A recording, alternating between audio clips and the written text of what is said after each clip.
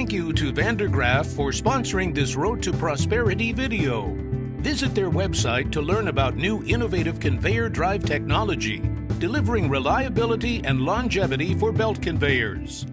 I'd be remiss if I didn't ask you about what's happening in the M&A world right now, because last year it seemed like there were tons of deals, some really big deals happening in the construction materials space. This year, from my view, it seems like maybe that's kind of tapered back a little bit. George, Rob, what are you guys seeing right now as it relates to construction materials M&A activity?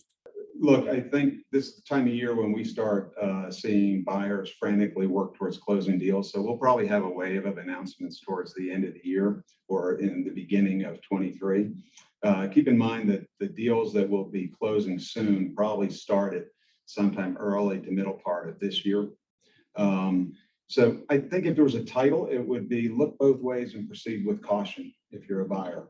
Right, they're going to be more selective and strategic in this time of uncertainty. Think of it more as hunting with a rifle rather than a shotgun. But they're long-term. The major buyers are long-term in their thinking. So their thinking goes well beyond the impact of what's likely to be a historically typical short recession impact. And I think that, look, the buyers have this dilemma. They have to grow. Organic growth doesn't achieve their objectives with investors. So M&A will continue to be a big part of this. I think it's going to, what we'll see in periods of uncertainty like this is a focus on existing markets rather than new geographies. Those are safer bets. And I think we'll see that theme play out in 2023. Rob, do you want to get in on that one as well? Sure. I think something we could point out and talk about a little bit about is how valuations are shaping based on the market. I think that historically for construction and construction materials, LTM or last 12 months has been a good indication of how a buyer is going to look at your company performance and kind of base valuation off that. When COVID hit, it was interesting because it was a global event that everyone kind of knew was not necessarily something you can mandate performance on looking in the future. So there was a bit of a shift to the next 12 months or NTM style valuations. Also on top of that, you have the anticipation of the IIJA passing. So a lot of excitement got built up about what you can do versus what you have done.